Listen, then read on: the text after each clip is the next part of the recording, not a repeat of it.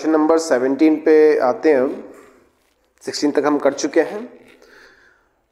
अ boat goes 25 kilometre down stream 2.5। देखो down stream दे रखा उसका, तो डाउन स्ट्रीम के लिए जो डिस्टेंस कितना है, डिस्टेंस दे रखा 25 किलोमीटर और टाइम दे रखा है डाउन स्ट्रीम के लिए और 2.5 आवर्स। ठीक है, और यहाँ पर जो इसकी स्पीड हो जाएगी, तो डाउन स्ट्रीम की स्पीड को हम u लिखते हैं, तो u डिस्टेंस जो इसकी स्पीड होगी, तो speed u is equal to distance upon time. Distance कितना है 25 किलोमीटर है और 2.5 है, पॉइंट हटाया 0 बढ़ गया, तो यहाँ पे 10 किलोमीटर पर आवर उसकी डाउन स्ट्रीम स्पीड हो जाएगी। और दूसरे इसमें क्या दे रखा है, एंड 12 किलोमीटर अप स्ट्रीम। तो अप स्ट्रीम के लिए हम v लिखते हैं, तो v हमारे पास पहले डिस्टेंस लिख लेते हैं। डिस्टेंस दे रखा है अप स्ट्रीम के लिए वो 12 किलोमीटर है। ठीक है, और जो इसमें टाइम दे रखा है, time is equal to 3 hours से लगते हैं। ठीक है, डाउन स्ट्रीम हो गया, अप स्ट्रीम हो गया। ठीक है, तो अप स्ट्रीम की जो स्पीड हो जाएगी, तो स्पीड को हम क्या लिख लेते हैं, v लिखते हैं। v is equal to distance upon time, तो डिस्टेंस है 12 अपॉन कितना गया 3, तो कितना गया 3 4 12, 4 किलोमीटर पर आवर होगा। ठीक है, अब यहाँ पर क्या पूछा है इसने कि the speed of boat in still water and speed of stream, दोनों चीजें हमें निकालनी है। तो यहाँ पे निकालेंगे स्पीड ऑफ बोट की जब हम स्पीड निकालेंगे तो डाउन स्ट्रीम और अप स्ट्रीम दोनों को ऐड कर लेना है और 2 से डिवाइड कर देंगे। यह हो गया 10 + 4 अपॉन कितना गया 2, यहाँ हो गया 14 डिवाइडेड बाई 2। ये हो जाएगा स्पीड ऑफ बोट हो जाएगी 7 किलोमीटर पर आवर। अगर स्पीड ऑफ क्या पूछा, रिवर पूछा है या फिर वाटर पूछा, स्टिल वाटर एंड स्पीड और स्ट्रीम के लिए क्या, स्पीड ऑफ स्ट्रीम, उसके लिए क्या करना है, अप स्ट्रीम से डाउन स्ट्रीम से अप स्ट्रीम को माइनस कर देंगे और डिवाइड बाय 2, इनका एवरेज निकालना है। फिर उसके बाद क्या होगा, यहाँ पर हो जाएगा 10 माइनस कितना हो जाएगा 10 माइनस 4 डिवाइडेड बाय 2, माइनस किया कितना गया 6 divided by 2 is equal to 3 kilometre पर आवर। तो ये स्पीड हो जाएगी। इसको हम x से लिखते हैं और इसको हम y से लिखते हैं। ठीक है, तो सिंपल सा था। तो डाउन स्ट्रीम और अप स्ट्रीम पता होगा, तो दोनों के लिए अगर क्या बोट की स्पीड पूछेगा तो दोनों को ऐड कर लेना है, और जो स्ट्रीम है स्ट्रीम की स्पीड पूछेगा तो वहां पे माइनस करके डिवाइड बाय 2 कर देंगे। बस इतना सा इसमें करना था। ठीक है, next question.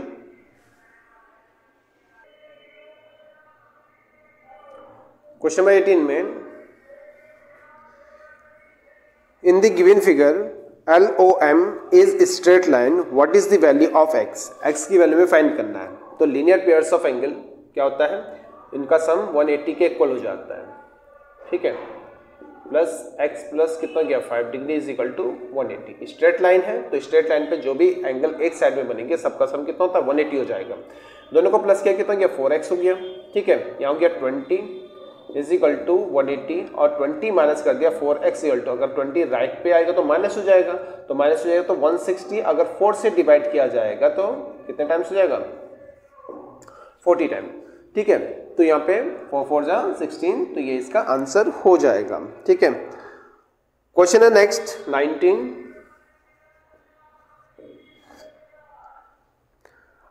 The area of right angle triangle. तो एरिया दे रखा है, area of right angle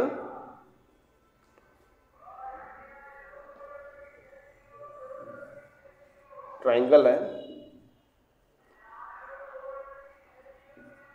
42 centimetre square. ठीक है, इट्स परपेंडिकुलर, पी की जो वैल्यू दे रखी है perpendicular is equal to 10 centimetre if it's perpendicular is equal to 10 centimetre, find the base. Base उसका फाइंड करना है, ठीक है, तो बेस हमें निकालना है। तो एरिया क्या होता है, इसका जो एरिया होता है, बेस हमें क्वेश्चन मार्क में है, तो बेस हमें फाइंड करना है। तो एरिया इज इक्वल टू हो जाएगा 1/2 base into perpendicular into base, ये होता है। अब एरिया कितना गया 42 है, इज इक्वल टू कितना गया 1/2, परपेंडिकुलर की वैल्यू 10 है और बेस की वैल्यू b लिख लेंगे, ठीक है।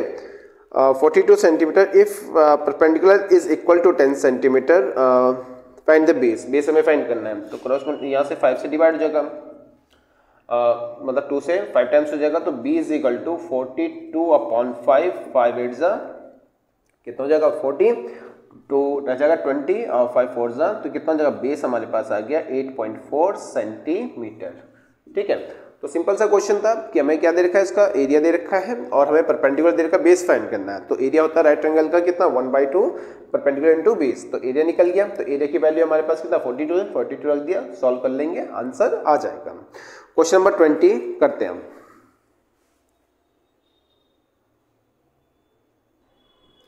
क्वेश्चन नंबर 20 बेटा, A train covered distance between two station A to B in 2 hours, ठीक है। स्पीड नहीं दे रखी है, net speed of train x kilometre पर आवर, उसको जो टाइम लग रहा है वो 2 घंटे में 2 आवर्स हो जाता है, ठीक है। अब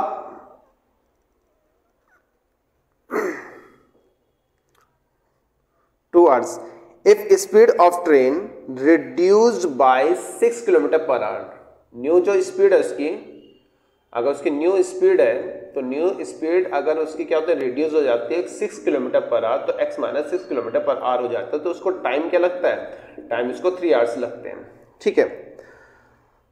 अब यहां पर क्या होगा कि डिस्टेंस में कोई इफेक्ट पड़ेगा, अब वो A to B जाता है, ठीक है। अगर स्पीड कम कर दे तो 3 घंटे हो जाते हैं, गया A से B तक ही है, ठीक है। तो डिस्टेंस जो 1 है वो डिस्टेंस 2 के इक्वल होगा, मतलब कि पहला डिस्टेंस दूसरे पे ज्यादा होगा, क्योंकि पहली बार भी A से B तक गया, फिर दूसरी बार भी A से B तक गया, तो दोनों डिस्टेंस आपस में क्या होंगे, इक्वल होंगे। Distance is equal to the speed 1 into time 1 is equal to speed 2 into time 2, ठीक है। तो स्पीड 1 कितना है, स्पीड 1 हमारे पास x है into 2 is equal to speed जो 2 है हमारे पास वो है x माइनस 6 रिड्यूस कर दिया गया, इंटू में जाएगा 3, यहाँ क्या 2x is equal to 3x minus 6 3 18, तो x को इधर लेके आएंगे, तो 2x में से 3x माइनस करें तो x बचेगा, और ये इधर आएगा तो ये प्लस हो जाएगा, तो 18 किलोमीटर का वो डिस्टेंस है। डिस्टेंस कितना है 18 सॉरी x फाइंड किया हमने, स्पीड फाइंड किया, तो ट्रेन की स्पीड क्या है 18 किलोमीटर पर आवर हो जाएगी। अब ये क्या पूछा है, distance between 2 station and speed of train, तो स्पीड ऑफ ट्रेन आ गया, तो अब डिस्टेंस निकालना, तो distance is equal to left hand side में speed in 1 into speed 1 into time 1, तो स्पीड 1 कितना है, स्पीड 1 जो S1 हमारे पास है वो यही है x, ठीक है, तो ये S1 है, तो S1 हमारे पास कितना है, S1 हमारे पास निकल गया x की वैल्यू कितनी आई, यहाँ हो गया x इंटू टाइम 1 कितना हमारे पास 2 है, और x की वैल्यू हमने 18 निकाले इंटू 2, तो जो डिस्टेंस हो जाएगा, डिस्टेंस होगा 18 टू 36 किलोमीटर, तो डिस्टेंस 36 किलोमीटर का है, स्पीड उसका कितना हो जाएगा 18 किलोमीटर पर आवर की स्पीड रही है, ठीक है। क्वेश्चन नंबर 21 पे आते हैं। 21 में दे रखा है, a copper wire when bend in the form of square enclose the area of 121 centimetre square, तो एरिया ऑफ स्क्वायर है, एरिया ऑफ स्क्वायर दे रखा है 121 सेंटीमीटर स्क्वायर दे रखा है, ठीक है। If the same wire bend into the form of circle, circle में मोड़ा जाता है, तो इसका क्या निकालना, एरिया ऑफ सर्कल हमें फाइंड करना है, ठीक है। अब सेम वही कंडीशन आ जाएगी इसमें कि एरिया ऑफ सर्कल हमें फाइंड करना है, इसी को बेंड करना है, तो एरिया ऑफ स्क्वायर होता है a square is equal to 121, ठीक है। तो a की वैल्यू हो जाएगी 11 सेंटीमीटर, क्योंकि 11 का स्क्वायर है 121, तो स्क्वायर रूट निकालेंगे तो कितना आ जाएगा 11 आ जाएगा। ठीक है, अब क्या हुआ कि ये हमारे पास स्क्वायर है, अब इस स्क्वायर शेप को हमें सर्कल में क्या करना है, मोड़ना है। तो जो इसका क्या होगा सरकमफ्रेंस सॉरी इसका पैरामीटर होगा, तो पैरामीटर क्या हो जाएगा, जो इसका पैरामीटर ऑफ स्क्वायर इक्वल होगा कितना यहाँ पर 4a, और 4a जो है, अब ये 4a है, तो इसको हमने कितना सर्कल में मोड़ लिया है, तो जो इसका सरकमफ्रेंस होगा, सरकमफ्रेंस ऑफ सर्कल कितना हो जाएगा बेटा, वो 4a के इक्वल होगा, पैरामीटर ऑफ स्क्वायर के इक्वल हो जाएगा। सरकमफ्रेंस होगा 2πr, ठीक है, और वो हो जाएगा 4a, a की वैल्यू हमारे पास 11 आ गया है, यहाँ से हमारे पास पाई की वैल्यू 22/7 होती है। ठीक है, और यहाँ हो गया r, यहाँ हो गया 44 से 2 इंटू 22 भी कितना होता है 44 होता है, 44 से 44 कैंसिल हो गया, 1 रह जाएगा, value of r is 7 centimetre आ गया। Find the area of circle. ठीक है, तो जो अब इस सर्कल ने एरिया कवर किया, तो एरिया क्या हो जाएगा इसका जो एरिया हो गया, एरिया हो जाएगा पाई आर स्क्वायर, तो पाई की वैल्यू 22/7 और यहाँ पे r square 2 times 7 into 7 cancel हो जाएगा, 154 सेंटीमीटर स्क्वायर अब इसका एरिया हो जाएगा। जब ये स्क्वायर फॉर्म में था तो 121 था, यहाँ से हमने साइड निकाल लिया, किसका, साइड ऑफ स्क्वायर निकाल लिया। साइड से क्या निकाला, पैरामीटर। पैरामीटर क्यों निकाला, क्योंकि पैरामीटर को ही मोड़ करके फिर से क्या बनाया गया, सर्कल बनाया गया। तो पैरामीटर होता है 4a, और जो सरकमफ्रेंस ऑफ सर्कल होगा, जो ये बाउंड्री होगी, ये कितने लेंथ हो जाएगी इसकी हो जाएगी 4a, तो सरकमफ्रेंस होता है 2πr, यहाँ से हमने r फाइंड कर लिया। ये पूछ रहा है कि जो हमने ये सर्कल बनाया है, इस सर्कल का एरिया कितना होगा, तो पाई आर स्क्वायर सॉल्व कर लेंगे, 154 हमारा आंसर हो गया। नेक्स्ट क्वेश्चन है आपका 22।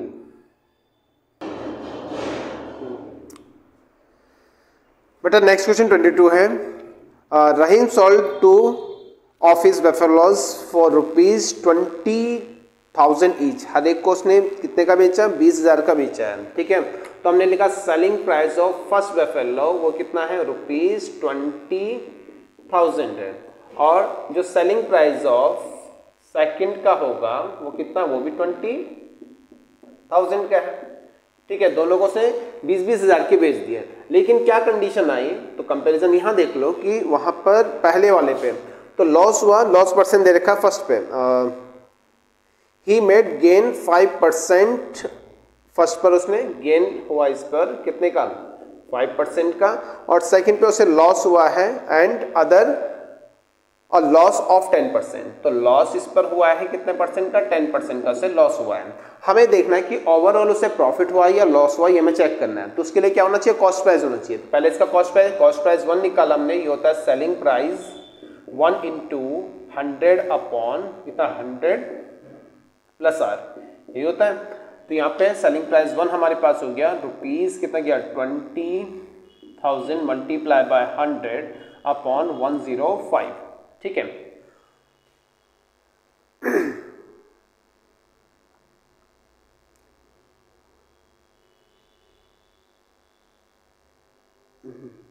फाइव % का उससे गेन हुआ है। ठीक है, अब क्या करेंगे इसमें, अगर इसको डिवाइड किया जाता है तो 21 आएगा, और इसको करेंगे तो 20, तो यहाँ हो जाएगा कितना, ₹40,12345 अपॉन 21। ठीक है, तो ये उसका कॉस्ट प्राइस रहा होगा, कॉस्ट प्राइस 1 आ गया। अगर फ्रैक्शन फॉर्म में लिखना चाहो फ्रैक्शन फॉर्म में, नहीं तो इसको डिवाइड कर लो, पॉइंट में हम ला सकते हैं। ठीक है, तो 21 से डिवाइड करेंगे 400,000 को, एक ही बार हो पाएगा। ठीक है, माइनस किया तो कितना हो जाएगा, यहाँ पे गया 9 और ये हो जाएगा 1। ठीक है, फिर हमने 0 ले लिया, तो 2 8 जा 16, 2 9 जा 9 टाइम्स हो जाएगा 9, फिर से हमने माइनस किया तो ये हो जाएगा 1। ठीक है, हमने 0 ले लिया, नहीं हुआ डिवाइड तो 0 बढ़ा लिया, फिर से हमने क्या किया यहाँ पे 2 से 0 आ जाएगा, ठीक है। तो कितने टाइम्स हो जाएगा, 5 टाइम्स ज़्यादा हो जाएगा, 4 टाइम्स हो सकता है, 4 टाइम्स इसको कर लिया हमने तो ये हो जाएगा 84, ठीक है। माइनस किया तो यहाँ पर हो जाएगा कितना, 0 से माइनस करेंगे कितना गया 6 और यहाँ 9, यहाँ हो गया 1, फिर से हमने 0 ले लिया तो अप्रोक्स कितना गया 6 हो गया तो 8 7 टाइम्स हो जाएगा 7 और यहाँ हो जाएगा 7 टू 14, माइनस किया तो यहाँ हो जाएगा 10, यहाँ हो गया 3, यहाँ हो जाएगा 1, पॉइंट लगाया तो 0 बढ़ा लिया तो यहाँ पे 6 टाइम्स ये हो सकता है तो हमने 6 टाइम्स हमने इसे लिख लिया तो 6 टू 12, तो फिर से माइनस करेंगे तो कितना आएगा, यहाँ पे आ जाएगा 4 आएगा तो पॉइंट लगाया 0 तो एक ही बार जाएगा तो हमने 6 लिख लिया 1, तो ये हो जाएगा लगभग इसका 19,047.6 अप्रोक्स इसे लिख सकते हो आप। अगर 6 1 आया है तो अप्रोक्स इसको क्या 50% तो 50 से ज़्यादा तो राइट में ला सकते हो तो 9048 इसे लिखा जा सकता है अगर प्रॉपर फॉर्म में लिखना है, तो पॉइंट में भी छोड़ सकते हैं, कोई दिक्कत नहीं है, ठीक है। दूसरे का हमें कॉस्ट प्राइस निकालना, कॉस्ट प्राइस हमें 2 निकालना है तो इस पर उससे लॉस हुआ है तो यहाँ पे selling price into 100 upon 100 minus कितना यहाँ पे 90 हो जाएगा, ठीक है, क्योंकि लॉस हुआ है उसे तो प्रॉफिट के लिए प्लस करना है, लॉस के लिए माइनस करना है। 0 से 0 कैंसिल हो गया, ये हो गया 2 0 0 1 2 3 4 5 टाइम्स आ जाएगा 1 2 3 4 5 अपॉन में कितना है 9।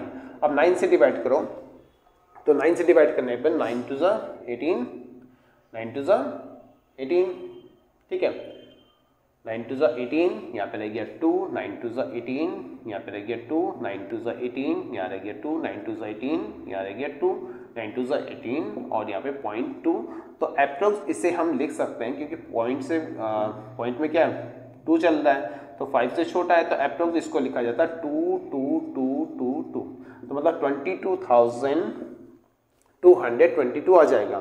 तो उसका जो टोटल सेलिंग प्राइस है, टोटल कॉस्ट प्राइस कितना है इसका निकाल लो, टोटल एसपी उसका आया 40,000 का, ठीक है, और क्योंकि 20,000 ये रहा 20,000 ये और टोटल सेलिंग कॉस्ट प्राइस कितना गया, टोटल कॉस्ट प्राइस हो गया उसका, इन दोनों को ऐड कर लेंगे कितना हमारे पास इसमें ऐड कर लो 22,067 और यहाँ हो गया 2, यहाँ हो गया 9, यहाँ हो गया 11, हो गया 314, तो ये हो जाएगा टोटल सेलिंग प्राइस उसका आ गया 41,270 उसका क्या आ गया कॉस्ट प्राइस है। क्या उसे प्रॉफिट है या लॉस है, तो सीधा दिख रहा है कॉस्ट प्राइस ज़्यादा है और सेलिंग प्राइस कम है तो उसे लॉस होगा कितने रुपए का, कॉस्ट प्राइस में सेलिंग प्राइस माइनस हो तो 1270 रुपीज़ का उसे लॉस हो जाएगा, ठीक है।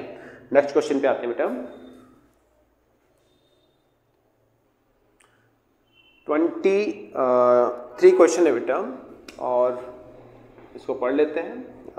23 में दे रखा है the price of machine depreciate at 10% every year, तो पर ईयर उसका 10% क्या होता है, प्राइस उसका डिक्रीज हो जाता है, कम हो जाता है, ठीक है। अब दे रखा है इसमें if the present value of machine, जो उसकी प्रेजेंट वैल्यू है P जो गिवन है, प्रिंसिपल गिवन है, वो कितना है, वो है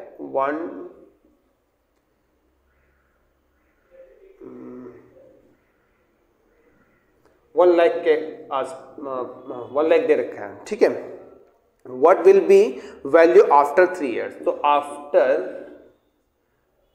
आफ्टर 3 ईयर्स जो हमें टाइम दे रखा है, टाइम कितना है, टाइम इसमें 3 ईयर्स दे रखा है, ठीक है। उसकी वैल्यू कितनी होगी, जब डिक्रीज हो रही है तो इसमें क्या फॉर्मूला लगेगा, तो उसका 3 साल के बाद प्राइस हो जाएगा 100 minus r upon 100 to power कितना क्या टाइम, इस टाइप से लगेगा कंपाउंड इंटरेस्ट वाला फॉर्मूला। तो यहाँ डिक्रीज हुआ है 1 लाख उसका प्राइस था, ठीक है, माइनस किया कितना 10% डिक्रीज हुआ तो 90% रह जाएगा, ठीक है, और पावर कितना 3 साल के लिए 3 हो जाएगा, ठीक है। तो 0 से 0 कैंसिल हो गया, ये हो गया कितना 1 लाख तो पूरा ये है, ठीक है। अब 1 लाख आ गया और 9 का जो क्यूब होता है 729 होता है और 10 का क्यूब कितना होता है, 10 का क्यूब 1000 हो गया, 3 जीरो से ये 3 जीरो कैंसिल हो जाएंगे, ठीक है। तो अब मल्टीप्लाई कर लेंगे तो 7 to 9 और इसमें 2 जीरो और लगा देंगे तो 72,900 उसका 3 साल के बाद प्राइस बचेगा, ठीक है। क्वेश्चन नंबर ये था 23। अब क्वेश्चन नंबर 24 पे आते हैं बेटा। 24 क्वेश्चन में दे रखा है A can do a piece of work 25 days and B can finish it in 20 days. तो बेटा क्वेश्चन इस टाइप का पहले भी करिए, यहाँ ए और बी है, ठीक है। सिंपल सा क्वेश्चन है, ए लिख लो, यहाँ पे बी लिख लो, यहाँ पे लिख लो इनका टाइम। तो ए टाइम किसमें, डेज में, तो यहाँ डेज लिख लो। तो डेज ये 25 डेज में उसे कंप्लीट कर लेता है और बी उसे 20 डेज में कंप्लीट कर लेता है। तो यहाँ पे लिखेंगे टोटल वर्क। टोटल वर्क में क्या करेंगे, इन दोनों का एलसीएम आता है। तो टोटल वर्क में दोनों का कितना हो गया, 100 यूनिट का वर्क इनका था। तो पर डे वर्क लिखेंगे, उसके बाद पर डे वर्क। तो पर डे जो वर्क होगा 25 से 100 को डिवाइड करोगे, ये क्या करता है 25 दिन में कितना करता है, 100 यूनिट का वर्क करता है। तो यहाँ पे यूनिट लिख लो, ठीक है। तो टोटल वर्क 100 यूनिट का है, तो 25 दिन में करता हो तो एक दिन में कितने करेगा, 4 यूनिट करेगा। ये एक दिन में कितना करेगा, 5 यूनिट करेगा। इसकी भी यूनिट आ चुकी है, इसकी भी यूनिट आ गई है, ठीक है। अब दोनों एक साथ काम करते हैं, ठीक है। Work done by a and b, a plus b, ठीक है। Work done by a plus b per day. तो पर डे कितना करेंगे, 5 + 4 9 यूनिट का वर्क वो कर लेते हैं।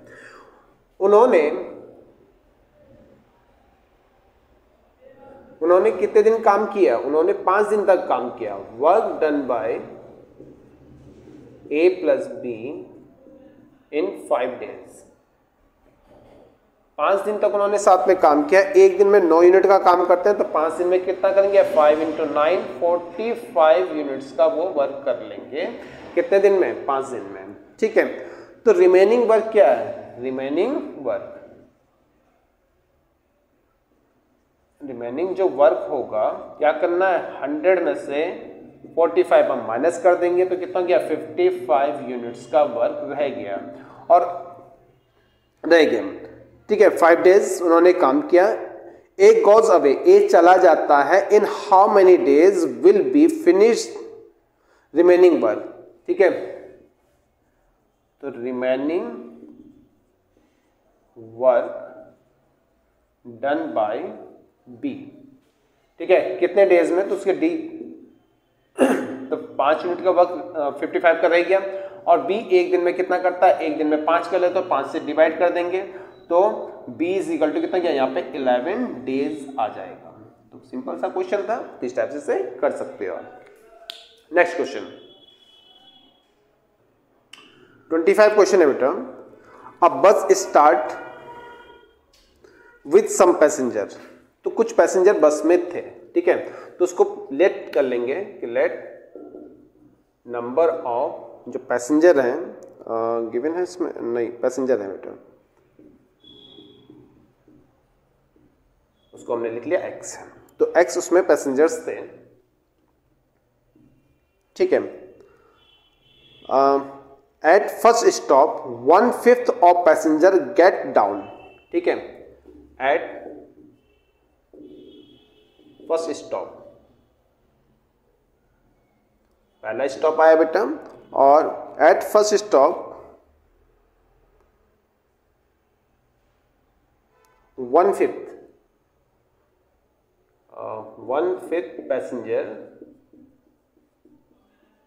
Passenger get down,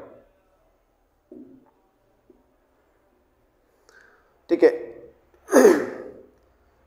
and 40 passenger get in, and 40 passenger get in, ठीक है। तो नंबर ऑफ पैसेंजर कितने हो जाएंगे वो हमें देखना है। Number of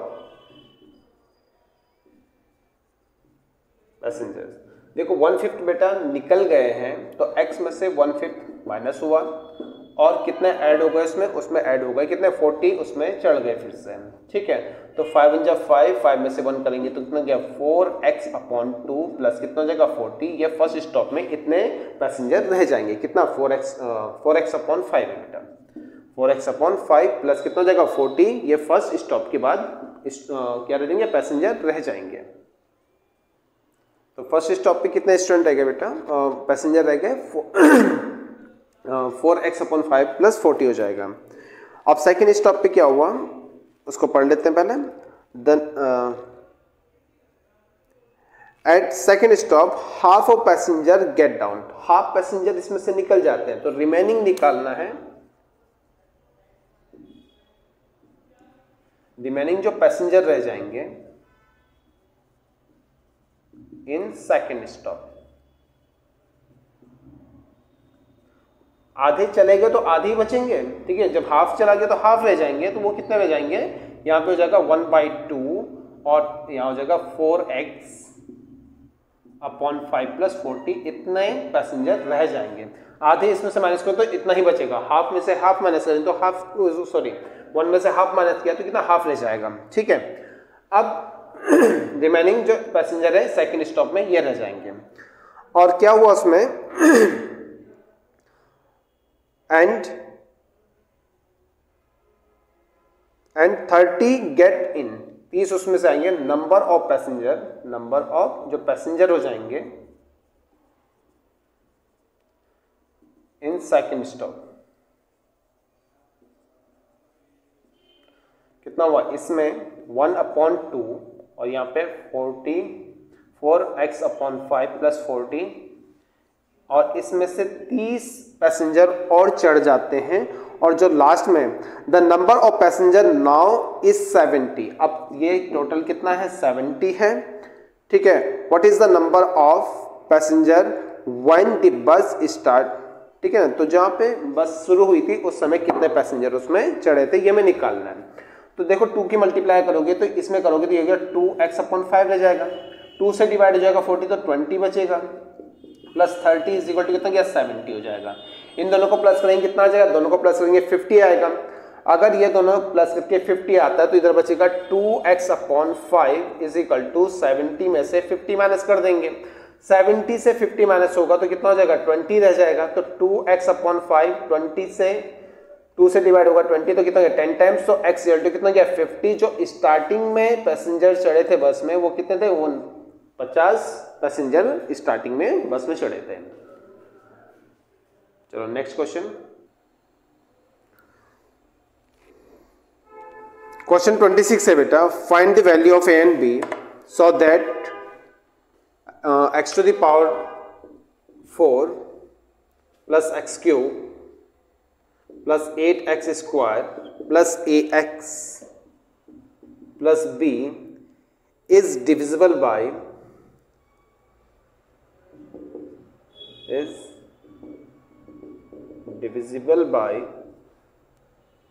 x square plus 1, x square plus 1 से ये डिवाइड है तो इसकी वैल्यू में फाइंड करनी है a और b की, ठीक है। जब कंप्लीट डिवाइड होता है आपको पता है कि रिमाइंडर क्या होना चाहिए 0 होना चाहिए, बस वही कंडीशंस में लगानी है। तो हमें क्या करना, सबसे पहले x स्क्वायर प्लस 1 से डिवाइड कर देंगे x to the power 4 plus x cube plus 8x square plus के ax प्लस b को हमें डिवाइड कर देना है। पावर कितनी है 4 है, यहाँ पे 2 है तो 2 से हो जाएगा, तो x टू द पावर 4। अब यहाँ पे x स्क्वायर को x स्क्वायर के नीचे ही लिखा जाएगा, फिर से माइनस कर देंगे, ये कैंसिल हो गया। यहाँ हो गया x cube plus 7x square plus ax plus b, ये रह जाएगा। क्यूब है यहाँ पे स्क्वायर है तो x टाइम होगा, मल्टीप्लाई कर देंगे x क्यूब और फिर बचेगा कितना x को x के नीचे ही लिखना है, ठीक है। फिर माइनस कर देंगे तो ये कैंसिल हो गया, तो बचा यहाँ पे 7x स्क्वायर प्लस के यहाँ पे a माइनस 1 और x ले लिया कॉमन, प्लस के क्या बचेगा b बचेगा। अब यहाँ पे x स्क्वायर है, यहाँ भी स्क्वायर है, यहाँ पे 7 है तो प्लस के 7 यहाँ जाएगा, 7 से कर लेंगे तो 7x स्क्वायर और यहाँ पे क्या बचेगा केवल कांस्टेंट टर्म रहेगा तो कांस्टेंट को कांस्टेंट के नीचे ही लिखना है, माइनस करेंगे तो ये कैंसिल हो गया। यहाँ हो गया a माइनस 1 इंटू कितना हो गया x प्लस b माइनस कितना हो जाएगा 7 हो जाएगा, ठीक है। अब ये कंप्लीट डिवाइड है, ठीक है, तो रिमाइंडर क्या होना चाहिए, रिमाइंडर डिविजिबल इससे है तो रिमाइंडर क्या होना चाहिए, तो रिमाइंडर रिमाइंडर क्या होना चाहिए, 0 होना चाहिए। मतलब अब लीनियर इक्वेशन की कंडीशन आ जाएगी बेटा कि रिमाइंडर 0 कब होता है, तो रिमाइंडर 0 की कंडीशन लगा देंगे तो ये हो जाएगा, रिमाइंडर कितना है, ये रिमाइंडर आया पूरा, तो रिमाइंडर है ये हमारे पास, तो यहाँ हो जाएगा कि a minus 1 into x plus b minus 7 is equal to 0। तो मतलब यहाँ पे क्या, इस साइड में जो वेरिएबल है तो मेरा a माइनस 1 को क्या होना चाहिए, 0, तो a की वैल्यू कितनी हो जाएगी, a की वैल्यू 1 हो जाएगी। और b माइनस 7 को भी क्या होना चाहिए, 0 होना चाहिए, तो b की वैल्यू कितनी हो जाएगी, 7। तो a और b की वैल्यू हमारी फाइंड हो चुकी है। लास्ट में डिवाइड एज इट इज करना है और लास्ट में जो रिमाइंडर होगा उसको 0 रख देंगे, ठीक है। तो क्वेश्चन 26 ये आपका हो चुका है। 27 में है बेटा, the mark price of an bicycle is 1100। तो मार्क प्राइस कितना दे रखा है, मार्क प्राइस है 1100, ठीक है। और शॉपकीपर अलाउड डिस्काउंट 10% का देता है एंड गेट प्रॉफिट, उसको जो प्रॉफिट होता है, गेट प्रॉफिट 10% और 10% का अपना प्रॉफिट ले लेता है, ठीक है। फाइंड कॉस्ट प्राइस, तो कॉस्ट प्राइस हमें फाइंड करना है। सिंपल सा क्वेश्चन है बेटा, जब भी डिस्काउंट दिया जाएगा तो वो मार्क प्राइस पे दिया जाता है। डिस्काउंट किस पे मिलेगा, मार्क प्राइस पर। प्रॉफिट और लॉस किस पे होता है, कॉस्ट प्राइस पर। बस इतना ध्यान रखना है। तो cost price into selling price निकालेंगे इसका, 100 प्लस माइनस आर अपॉन 100 लिखेंगे यहाँ पे। और डिस्काउंट किस पे लेता है, डिस्काउंट हमेशा मार्क प्राइस पे लेता है, तो मार्क प्राइस हमारे पास हो जाएगा, मार्क प्राइस यहाँ पर डिस्काउंट दिया कितना, 100 माइनस डिस्काउंट अपॉन 100। सिंपल सा फॉर्मूला है, दोनों सेलिंग प्राइस है, एक पे मार्क प्राइस कॉस्ट प्राइस पे निकालना प्रॉफिट लॉस और मार्क प्राइस पे लिखाएंगे डिस्काउंट, ठीक है। तो कॉस्ट प्राइस कितना है, इसका कॉस्ट प्राइस हमें फाइंड करना है और उसको जो प्रॉफिट होता है, आर कितना है हमारे पास, आर हमारे पास दे रखा है, ये डिस्काउंट दे रखा है, आर हमारे पास 10% का प्रॉफिट है, तो 110 हो जाएगा, अपॉन में कितना हो गया 100 is equal to mark price. Mark price है 1100 है और डिस्काउंट कितने का दिया, डिस्काउंट 10% का, तो 90% रह जाएगा, अपॉन में 100 से 100 कैंसिल हो गया पूरा। अब यहाँ पे अगर इसको डिवाइड करेंगे 1100 को तो 10 टाइम्स हो जाएगा। तो कॉस्ट प्राइस कितनी थी उसकी, कॉस्ट प्राइस उसकी 900 उसकी कॉस्ट प्राइस थी। तो ये हमारा आंसर हो जाएगा। नेक्स्ट क्वेश्चन 27 हो गया, 28 करेंगे अब।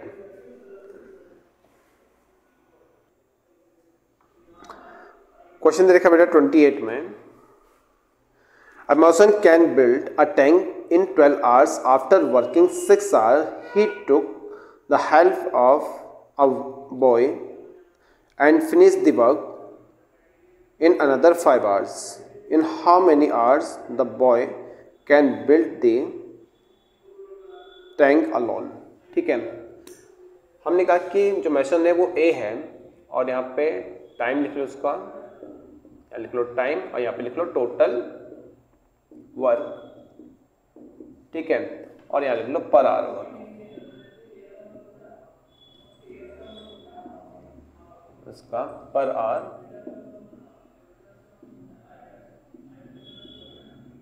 वर्क निकाल लेंगे यहाँ पे। वो उसे कितने घंटे में बना सकता है, 12 घंटे में उसे कंप्लीट कर लेता है। टाइम किसमें, आवर्स में बेटा, तो 12 आवर्स में। तो टोटल वर्क कितना होगा, टोटल वर्क 12 से डिवाइड हो जाना चाहिए, 12 यूनिट्स का वर्क हमने ले लिया। अब उसने 1 घंटे में कितना करा है भाई, पूरा काम वो 12 घंटे में कर देता 12 यूनिट, तो 1 घंटे में कितना गया, 1 यूनिट का काम करता है वो। फिर आती है बात कि उसने एक can work done by A, work done by A in 1 hour, वो कितना है, 1 यूनिट का ही कर पाएगा, ठीक है। उसने 5 घंटे काम किया, work done bye 6 hours, 6 hours उसने वर्क किया और ये काम 6 यूनिट का कर चुका था वो, ठीक है। फिर उसने किसकी हेल्प ली, बी की हेल्प ली उसने, और बी की हेल्प लेने के बाद उसने वो काम 5 घंटे में खत्म कर दिया, ठीक है। अब जो रिमेनिंग वर्क है, रिमेनिंग वर्क कितना रह गया इसमें, 6 यूनिट का रह गया। तो रिमेनिंग वर्क, ठीक है, रिमेनिंग वर्क कितना हो गया, रिमेनिंग वर्क हो गया 12 - 6 हो गया 6 यूनिट्स का रह गया, ठीक है।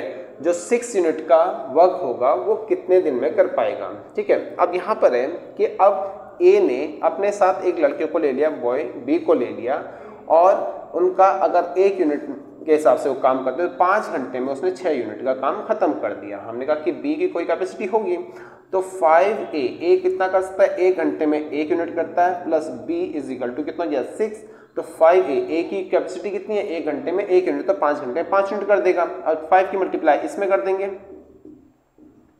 ठीक है। तो 5B इज इक्वल टू कितना हो जाएगा 6 - 5, तो B की जो कैपेसिटी आ जाएगी 1, तो B is equal to 1 upon कितना गया 5। B की 1 घंटे में जो कैपेसिटी है वो 1/5 की है, उसको 12 यूनिट का काम करना है, ठीक है। 1 घंटे में कर सकता है 1/5 का, तो B का जो टाइम होगा बेटा क्या करना है, 12 यूनिट को डिवाइड कर दें 1/5 से, क्रॉस मल्टीप्लाई हो जाएगी 12 इंटू कितना हो जाएगा 5, 12 × 5 = 60 आवर्स उसको कंप्लीट वर्क को करने में लग जाएंगे। वो 1 घंटे में कितना करता है 1/5, ठीक है। तो 1/5 यूनिट्स का काम कर रहा है। अब यूनिट को, टोटल यूनिट को 1 घंटे की यूनिट से डिवाइड कर दोगे तो डिवाइड क्या होता है, रेसिप्रोकल हो जाएगा। तो 5 कितना हो जाएगा, ये 12 एज इट इज रहेगा, 5 ऊपर 1 नीचे, तो मल्टीप्लाई 60 आवर्स से लग जाएंगे। ये इसका आंसर हो जाएगा। नेक्स्ट क्वेश्चन पे आते हैं। क्वेश्चन 29 है बेटा, बहुत सिंपल सा क्वेश्चन है।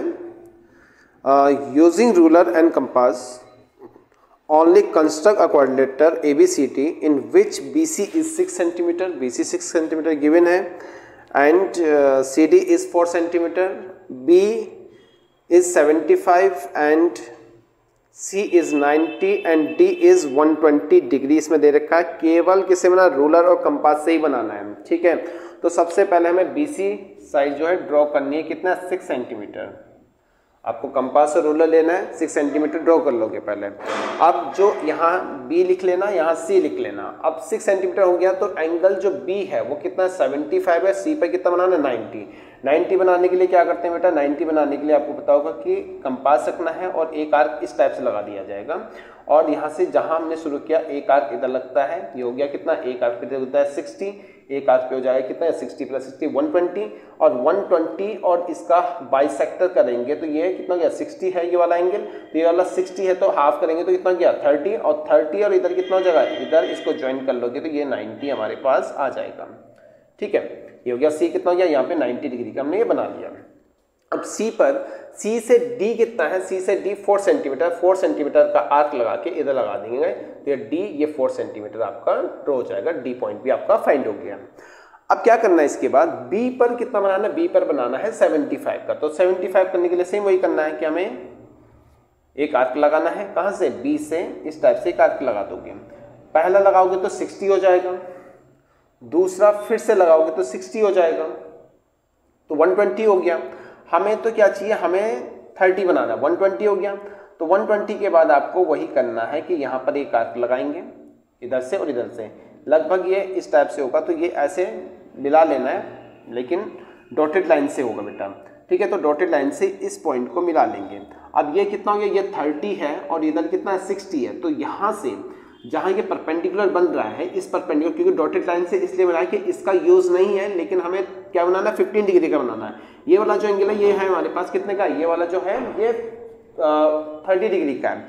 यहाँ से एक आर्क लगाओगे इधर और एक आर्क लगाओगे यहाँ से, तो ये हो गया कितना 15 डिग्री का आएगा, तो 15 + 60 कितना हो जाएगा 75 हमारे पास हो जाएगा, तो पूरा ये 75 का आ गया, ठीक है। अब D पर कितना बनाना है, D पर बनाना है हमें कितना 120 का, तो D पर कैसे बनाओगे, D पर बनाने के लिए एक आर्क वही करना, D पॉइंट से एक आर्क लगाओगे इस टाइप से, ठीक है। अब यहां से स्टार्ट करोगे 60 और यहां से स्टार्ट करोगे 120, तो इसको D से मिलाते हुए ऐसे D पर मिल जाएगा। इस लाइन को आगे बढ़ा लेना, ठीक है, इस लाइन को आगे बढ़ा लेना और ये D से ज्वाइंट हो जाएगी। जो ये पॉइंट आएगा बेटा, तो ये हमारे पास क्वाड्रिलेटर हो जाएगा जो जो उसने गिवन था, ये साइड नहीं भी दिया कोई बात नहीं, तो दोनों जहां मिलेंगी, ये हो गया 90, ये हो गया हमारे पास 120, और ए बी, ए नहीं आया तो ए हमारे पास ये हो जाएगा और ये हमारा आंसर हो जाएगा। जो जो हमने किया है उसका स्टेटमेंट आप लिख सकते हो। गूगल प्ले स्टोर से अभी दक्षम ऑफिसर्स एकेडमी का ऐप डाउनलोड करें तथा दी गई परीक्षाओं में अपनी सफलता सुनिश्चित करें और अधिक जानकारी के लिए दिए गए नंबर पर कॉल करें।